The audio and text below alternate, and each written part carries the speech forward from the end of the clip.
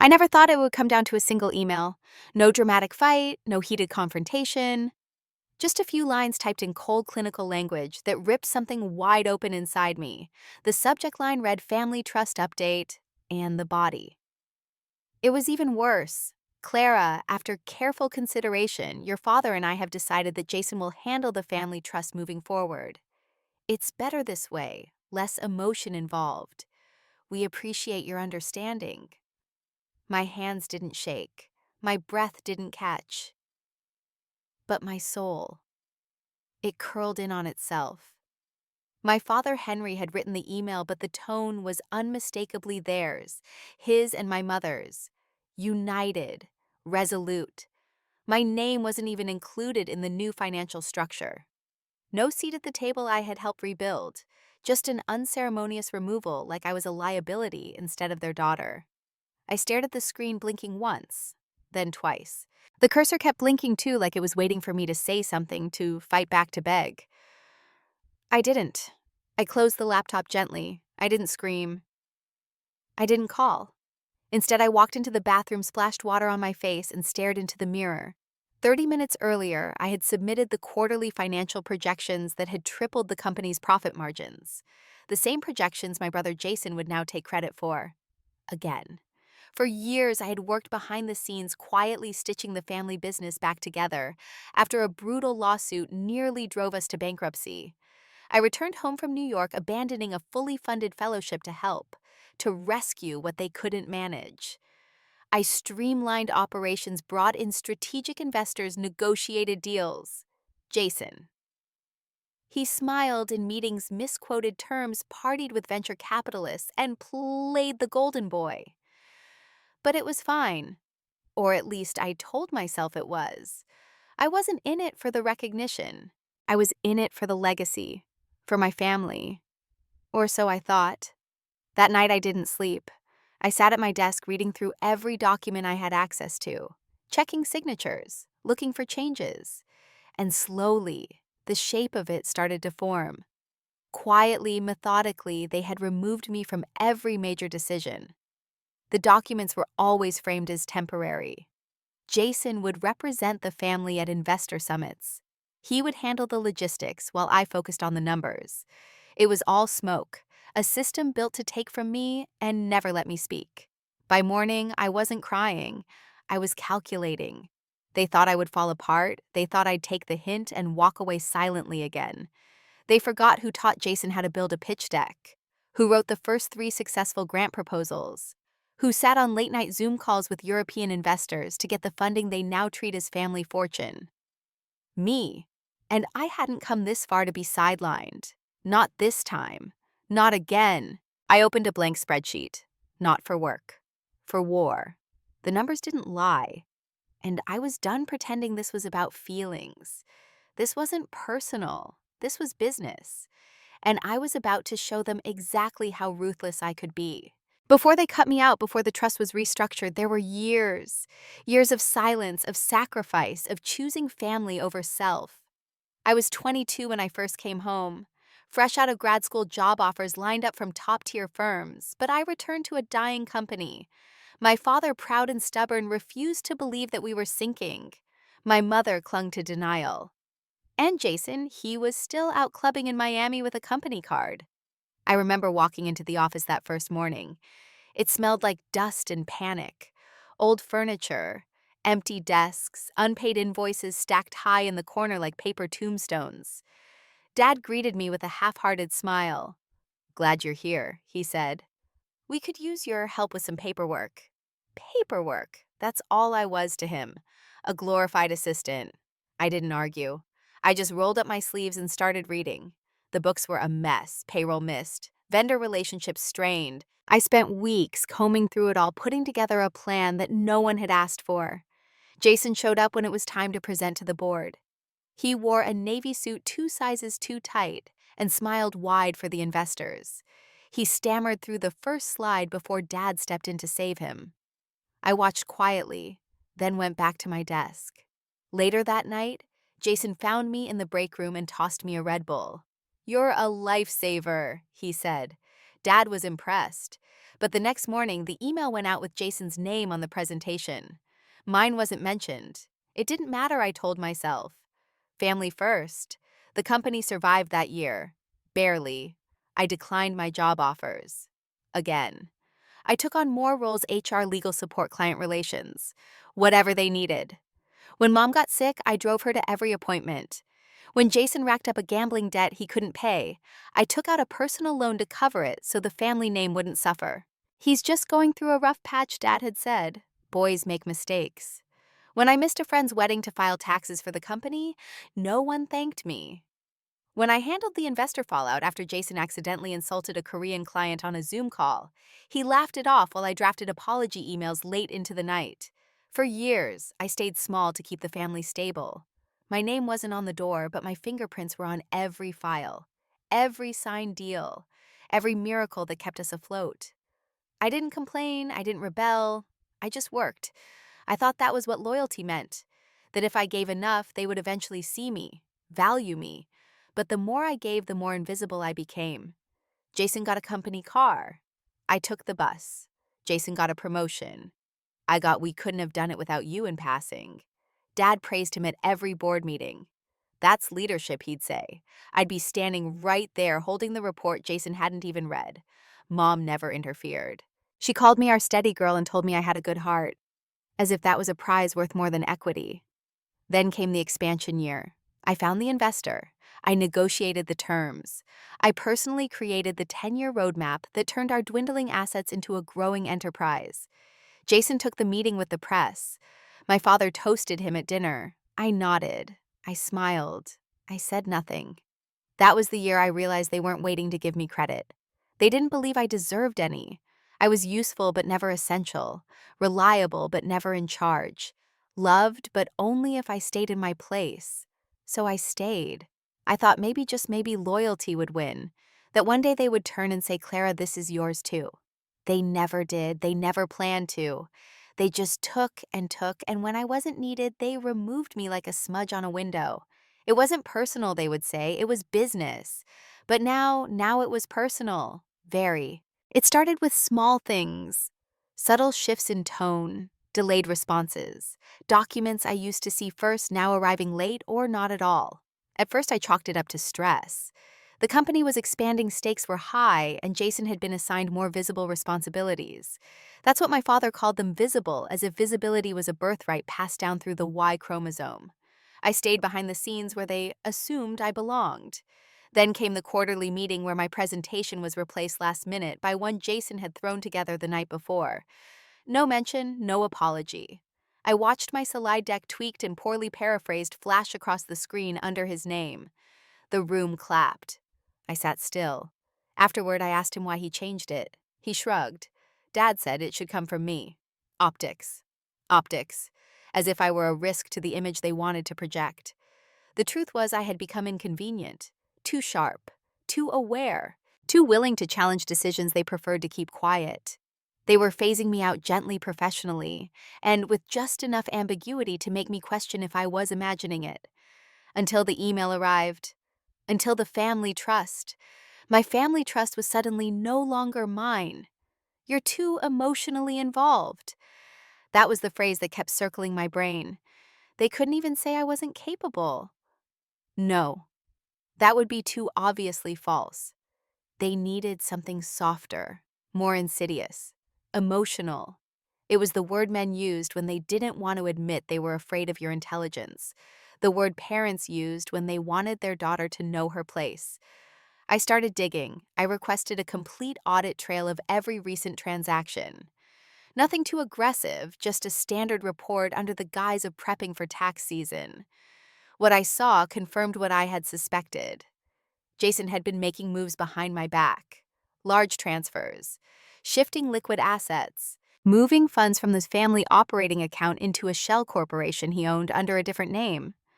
I traced the shell back to a string of failed investments, cryptocurrency startups, real estate plays in unstable markets, all risky, all bleeding money, and all undocumented in our official filings. I didn't panic. I got quiet. I studied the legal structure of the trust. I reread the bylaws. I found the clause that required unanimous consent from all founding members, meaning me on any restructuring. It had been there for years, buried deep in legalese no one expected me to understand. But I had drafted it. I'd written the clause myself long before they realized how much power it held, and I had never signed the new documents they filed. Jason had forged an agreement. The signatures didn't match. I had proof. It wasn't just betrayal, it was fraud. I remember sitting in my apartment lights off laptop, glowing against my face as I opened folder after folder, screenshot after screenshot. Each one, another quiet confirmation of how far they were willing to go to erase me. I thought about calling them. I thought about confronting my father. I could see it clearly, his disappointed frown, his dismissive tone. Why are you making a fuss, Clara? We're still a family. No, that wasn't the way. This time I wouldn't give them the chance to twist my words. I wouldn't give them anything, not my anger, not my tears, not even a warning. I backed up every file. I contacted a lawyer, a friend from college, now a specialist in financial malpractice. I told him everything. He listened. He didn't interrupt. When I finished, he simply said, "Let's get started." That night, I slept deeply. Not because I felt safe, but because for the first time in a long time, I wasn't carrying their silence. I was preparing my own. A silence made of strategy, not surrender. A quiet strong enough to bring down everything they thought they had built without me. It took me exactly 11 days to collect everything I needed. I moved through those days like a ghost in my own life, present, composed but untouchable. I smiled at meetings. I replied to emails. I played the dutiful daughter who didn't know she was being erased. And every night I gathered evidence. My lawyer, Eric, worked quietly behind the scenes. He created a private vault for documentation, reviewed every screenshot, every file, every suspicious transfer I uncovered. He connected me with a forensic accountant who dissected Jason's shell company in under 48 hours. What we found wasn't just mismanagement, it was calculated deception. Jason had been using company resources to fund personal debts. He laundered money through contractor invoices, invented renovation projects on properties that didn't exist, inflated vendor payments, and he left a trail because he thought no one would check. Why would they? He had Dad's blessing, Mom's passive approval, and my silence. That's the part they always relied on, my silence. What they didn't realize was that I'd been learning the whole time. Every contract I reviewed, every system I built, every investor I charmed into trusting our brand, it was all training. They gave me the tools. Now I was using them. I revoked all passive access I had granted Jason over time. Every shared login, every spreadsheet link. Quietly, one by one. I contacted the bank to flag all accounts connected to the family trust for suspicious activity. I didn't explain. I didn't need to. I had power of attorney, too, something they'd conveniently forgotten when they rushed to strip me of influence. I flagged 3 recent property listings Jason had opened under the family name. Then I did something I knew they'd never expect. I spoke to the investors. Not publicly, not loudly. Just a few discreet one-on-one conversations with key partners. I told them I was stepping back for personal reasons, but encouraged them to request full transparency from Jason's office regarding financial strategy. That was all it took. Investors don't like uncertainty, and Jason was nothing if not vague under pressure. By the end of that week, Eric had enough for a preliminary legal move. We filed a cease and desist order against Jason and froze all non-essential asset transfers. The paperwork was airtight. I had copies of every signature Jason forged, every transaction made under my authority, every contract that violated the founding agreement. Still, I didn't speak to them. I didn't warn them. I didn't rage or cry or beg for recognition. I waited. I waited for the moment their perfect little world built on control and assumption would start to shake. And it did. It started with a text from Jason. "Hey, did you change something on the trust accounts? Some of the access seems off." I didn't respond. 10 minutes later, another one. "Clara, are you there?" Still nothing. He called twice that night. I let it ring. The next day, my mother emailed me. Your brother says something's going on with the business accounts. Did you touch anything? The gall in that sentence stunned me.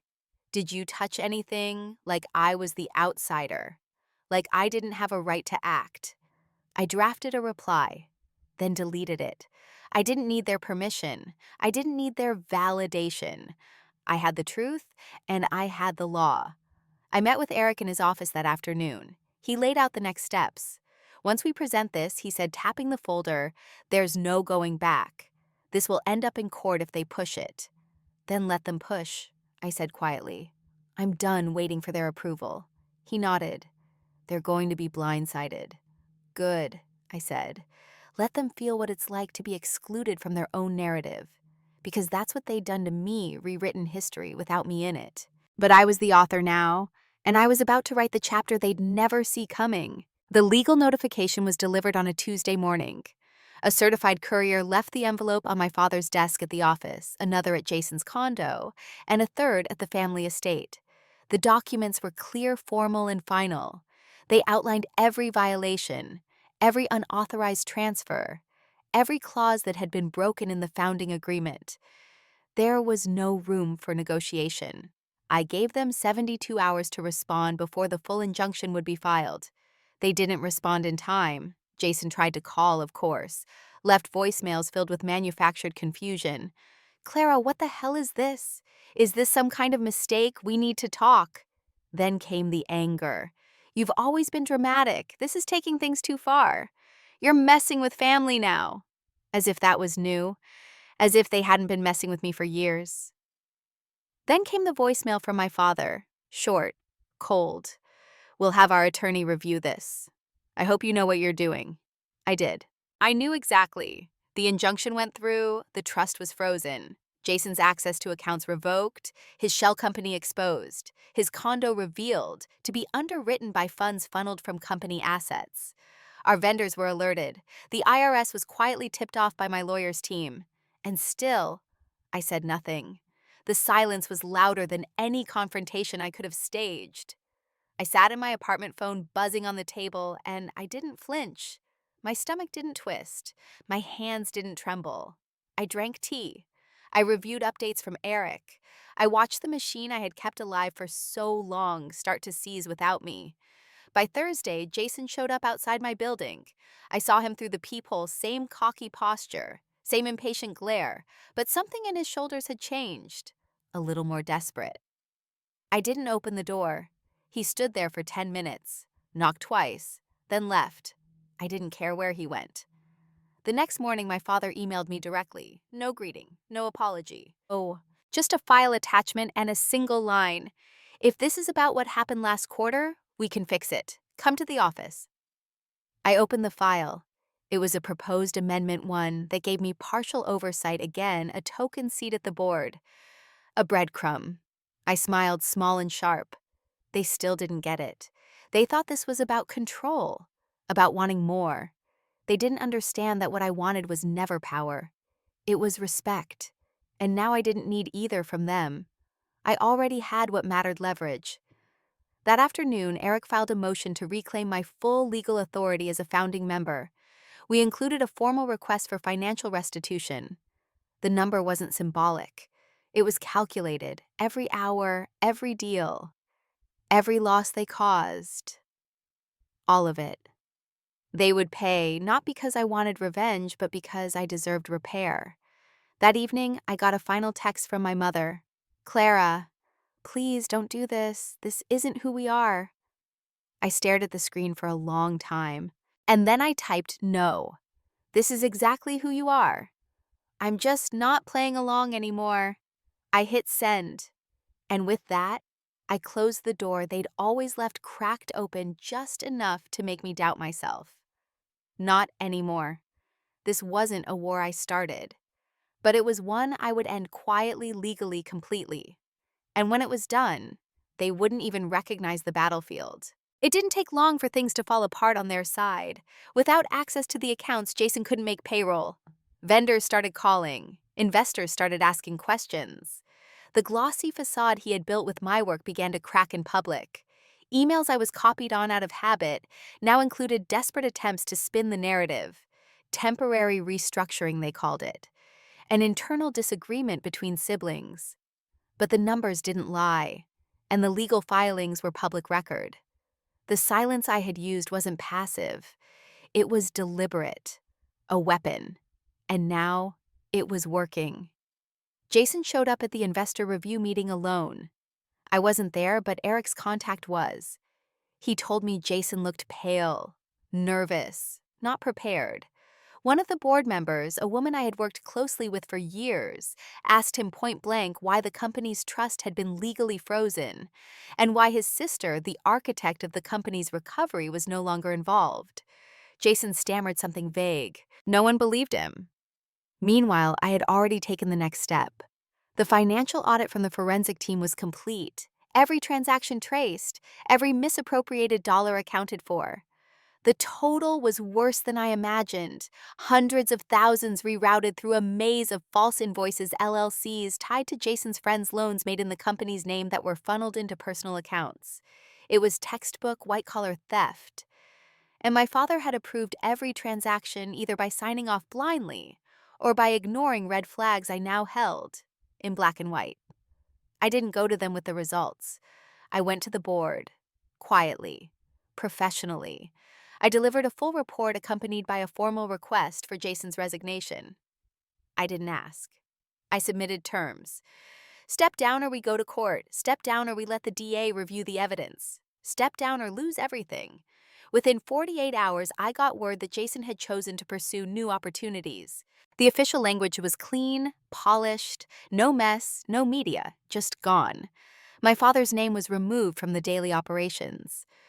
My mother didn't say a word. She stopped sending emails, stopped calling. I think somewhere deep down she knew I wasn't coming back. Not to the role they had carved out for me. Not to the girl they had trained to say yes quietly. They had taught me to be useful, to be invisible, to serve. And I had done it for too long. But the moment I realized I didn't need their permission to act, that was the moment I became dangerous. Not loud, not violent, just undeniable. I reopened the office under a new name. Not the family name, mine. I rehired the staff Jason had cut to save face. I reached out to clients who had grown cold under his leadership. They came back. Slowly at first then, with full force. Not because of pity, because of trust. Because they remembered who had done the real work. One investor wrote me directly. Clara, I'm sorry I didn't see it sooner. I always thought your brother was the front. I didn't realize you were the foundation. I replied simply, now you do. No exclamation point, no emotion. Just fact. That was all I needed now. Facts, documents, proof. Power that didn't need to be explained or justified. And for the first time in my life, I wasn't angry. I wasn't even sad. I was clear. And with that clarity, I built something new. Not from revenge, from freedom, from truth. And it was more beautiful than anything they had ever imagined for me. After the dust settled, after the board meetings and the resignations and the polite public statements, I found myself sitting in my new office smaller than the one I used to occupy, but mine. Entirely mine. The name on the glass door said, Clara Morgan, Founder and Managing Director, and every time I saw it, I felt something settle in my chest that had never been there before. Ownership. Not just of a business, but of my life, my choices, my silence, my voice. I wasn't trying to prove anything anymore. I wasn't hoping for their praise or waiting for them to say you were right. That part of me had gone quiet, not out of grief, but out of healing. It was like I had been holding my breath for years and finally exhaled. I didn't hear from Jason again. He moved out of state from what I was told. Rumor was he tried to start another business but couldn't find backers. People had seen the reports, investors talk, reputation sticks. My father sent one final email. I hope you're satisfied. You've made your point. I didn't respond. Because it wasn't a point. It was a boundary. A line I had drawn not to hurt them, but to protect what was left of me. My mother never reached out. Not once. And that hurt in a way I can't quite describe, like a wound that doesn't bleed but keeps aching. I'd always wanted her to stand up for me just once, to say, I see what they're doing to you, and it's wrong. But she never did. I realized she wasn't built for confrontation. She had survived her life by aligning with power, not truth. And in our family, power was always male. Until now. I kept a copy of the final audit in a drawer, not because I needed it anymore, but because it reminded me what clarity looked like on paper. The truth printed in black and white, undeniable. Sometimes I pulled it out when doubt crept in, when I wondered if I'd gone too far. But then I'd see the numbers, the forged signatures, the misused accounts, and remember I hadn't gone far enough. I had gone exactly as far as I needed to. I moved into a modest brownstone in the city. No family portraits on the walls, no reminders of who I used to be for them. Just books, plants, and space that belonged to me. Friends started to notice a shift. You look different, they'd say. And I did, not younger, not happier, but more solid, like someone who had finally stopped carrying things that weren't hers. I didn't talk about it much. When they asked what happened with the company, I'd just say, it wasn't sustainable. And that was true in every sense. What we had built was never going to last, not because it wasn't profitable, but because it was built on a lie, that I didn't matter, that I wasn't equal, that I could be used without consequence. But consequences had come, not loud, not messy, just permanent. I got a new bank account, new legal team, new name on every contract. No more shared access, no more blurred lines, every signature mine, every dollar traceable. It felt like stepping out of fog and into sun. And maybe the light was harsh at first, but at least it was honest. I started mentoring younger women in finance. Not officially. Just coffee chats, resume reviews, LinkedIn recommendations. I saw pieces of myself in them, bright, capable, a little too willing to wait for recognition that would never come. I told them what I wish someone had told me earlier. Silence won't save you. Being useful won't protect you. Be visible. Be loud if you have to. And never let them make you feel like asking for fairness is asking for too much. They listened. They nodded. Some cried. And I knew it mattered. Because if I could save even one woman from what I endured, all of it, the loss, the betrayal, the fight, would be worth it. Not because I needed justice anymore, but because I had found peace. And that peace was the most radical revenge of all. The last time I saw them was not planned. I was speaking at a financial leadership conference, a panel on ethical governance and trust reform. And when I stepped off stage, I saw my father in the back of the crowd. He looked smaller than I remembered, grayer. Not physically, but in presence. For a second, I wondered if he'd come to speak, to explain, to apologize. But he didn't approach. He just stood there, hands clasped, mouth drawn in a line that held too many unspoken things. I walked past him without slowing. No words exchanged. No eye contact. It wasn't anger. It was detachment. He no longer held weight in my world. I had built a new ecosystem, one that didn't orbit around his approval. That night I sat on my balcony, wine glass in hand, watching the city lights flicker like silent applause. Not for fame, not for success, but for survival. The kind you earn, the kind no one can take away. My phone buzzed beside me. A text. From an unknown number. I saw you today. You were impressive. I didn't reply. The silence was complete. Whole. Enough. Months passed. The business grew. My circle narrowed but deepened. I spent more time alone, not from loneliness, but from freedom. The quiet no longer scared me. It soothed me. It reminded me that I had finally come home to myself. One afternoon, while organizing old files, I found the letter I wrote my mother but never sent. It was buried beneath tax forms and legal documents, the ink slightly smudged from a teardrop I didn't remember shedding. I read it once more. I never wanted to be above them.